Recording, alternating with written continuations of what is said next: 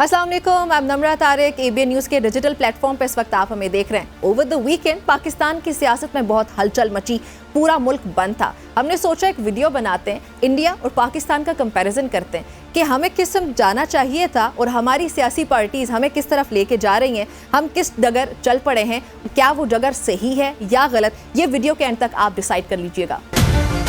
तो फिर इस वीडियो को स्टार्ट करते हैं। तो नाज़रीन, पाकिस्तान में सियासी एहतजाजी धरने या फिर हड़तालों की तारीख बहुत पुरानी है। ज़रूरी था कि वक्त के साथ साथ सियासत भी बदलती, उसमें भी जिद्दत आती, बलोगत आती और जमहूरियत के दावेदार जो हमारी सियासी जमातें वो भी असल में जमहूरी रवैये इख्तियार करती, एक दूसरे के वजूद को तस्लीम करने की बात होती, बाहमी एहतराम को अहमियत दी जाती, नफ़रतों और ये जो इसके अलावा कीना, ये सब हमें नज़र आता है। इसको हम पाक करते हैं अपने माशरे से।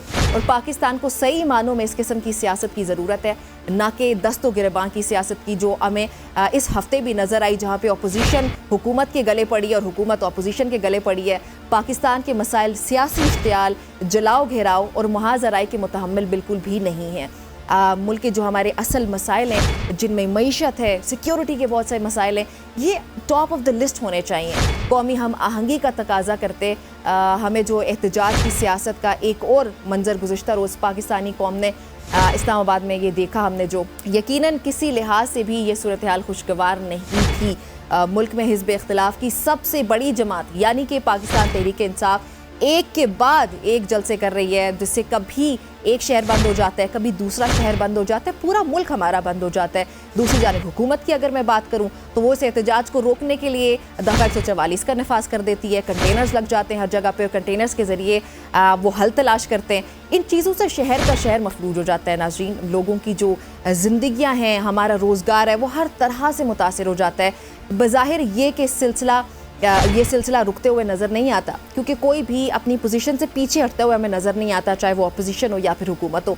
तो पाकिस्तान और भारत ये आज़ाद हुए 78 बरस गुजर चुके हैं। मैंने सोचा कि थोड़ा सा कंपैरिजन ड्रा करते हैं कि पाकिस्तान में क्या हो रहा है और इंडिया में क्या हो रहा है। हम एक साथ आज़ाद हुए थे।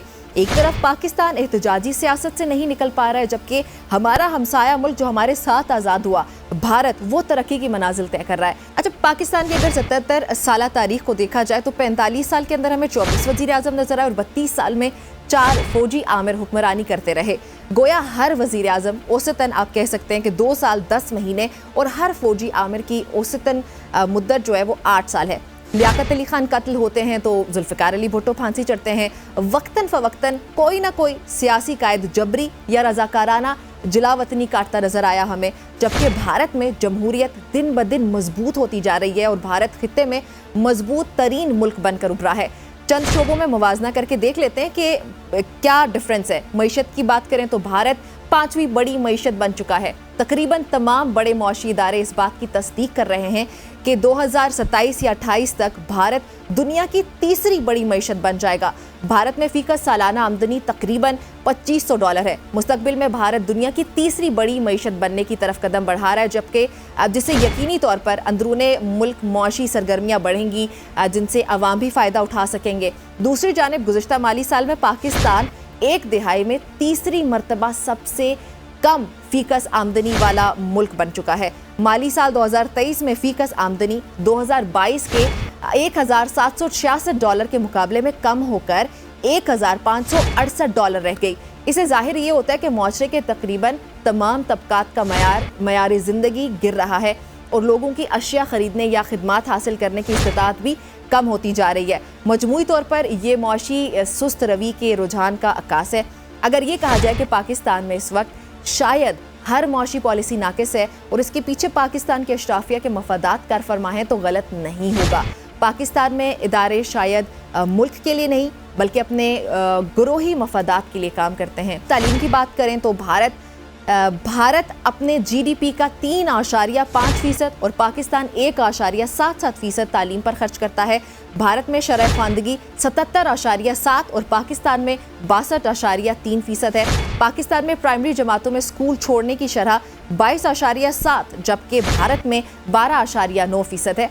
भारत में 18 से 23 साल के 27.1% तलबा यूनिवर्सिटीज़ में दाखिला लेते हैं, जबकि पाकिस्तान में ये शरह सिर्फ 12.22% है। भारत की 41 और पाकिस्तान की 4 यूनिवर्सिटीज दुनिया की 1000 बेहतरीन यूनिवर्सिटीज में शामिल हैं। भारत के शोबा तालीम की मार्केट वैल्यू 2020 में 117 अरब डॉलर थी, जबकि पाकिस्तान की 4 अरब डॉलर है। भारत तहकीकी मकालों में दुनिया में 5वें, जबकि पाकिस्तान 46वें नंबर पर है। आप अंदाज़ा लगाएं। तवानाई की अगर बात करें तो तवानाई में किसी भी मुल्क की तरक्की का जो पैमाना है वो उस मुल्क में होने वाली तवानाई की खपत होता है। जैसे अमेरिका में तवानाई की खपत औसतन फीकस 12,335 किलोवाट फी घंटा, भारत में 972 और पाकिस्तान में सिर्फ 410 है। पाकिस्तान की 27%, जबकि भारत की 2.4% आबादी को बिजली की सहूलत मैसर नहीं है। भारत की 38%, जबकि पाकिस्तान की 6% बिजली मुतबादिल तवानाई के ज़राए से पैदा होती है, जिनमें शमसी और हवा के ज़राए भी शामिल हैं। सेहत की बात करें तो पाकिस्तान सेहत के शोबे पर अपने GDP का 1.2 और भारत 1.35% खर्च करता है। भारत में एक बालिग फर्द की औसत उम्र 70.19 साल, जबकि पाकिस्तान में 67.27 साल है। पाकिस्तान में 5 साल से कम उम्र बच्चों की शरह अमवात 65.2 फी हज़ार, जबकि भारत में ये शरह 32.6 है। भारत की सिर्फ 25 और पाकिस्तान की 50% आबादी को प्राइमरी हेल्थ केयर ही दस्तयाब नहीं है। पाकिस्तान की 80 और भारत की 50% आबादी को पीने का साफ पानी मैसर नहीं, जबकि दुनिया में ये शरह 24% है। अच्छा, ये तो कुछ शोबों की हमने बात की है जिनमें फ़र्क वाज़े नज़र आता है। उसके अलावा आबादी और सहूलियात का भी बहुत फ़र्क है। भारत की आबादी तकरीबन 1.4 अरब यानी कि आप कह सकते हैं 140 करोड़, जबकि पाकिस्तान की आबादी सिर्फ 240 मिलियन यानी कि 24 करोड़ है। तो भारत की आबादी पाकिस्तान से कहीं ज़्यादा है, लेकिन इसके बावजूद भारत ने अपने अवाम को बुनियादी सहूलियात फराहम की और पाकिस्तान की निस्बत बेहतर कारकर्दगी नज़र आती है। इसके अलावा सूबों की तादाद और वसाइल, उसमें भी वाज़े फ़र्क है। भारत के सूबे 28 और 8 यूनियन टेरिटरीज़ हैं। सो ये थी आज की video, and I hope so कि इसके थ्रू आपको थोड़ी सी इन्फॉर्मेशन मिली होगी कि कहाँ पे हम लैग कर रहे हैं। हमारे यहाँ जहाँ पे अवाम कंटेनर्स को धकेल के खड्डे भरते हुए आगे जाते हुए ये समझ रही है कि शायद वो जीत चुके हैं, शायद वो रेवोल्यूशन की तरफ जा रहे हैं, तो हमारे यहाँ रेवोल्यूशन की जो डेफिनेशन गलत है इसको प्लीज़ दुरुस्त करें। हमें किसी और समत जाने की ज़रूरत है।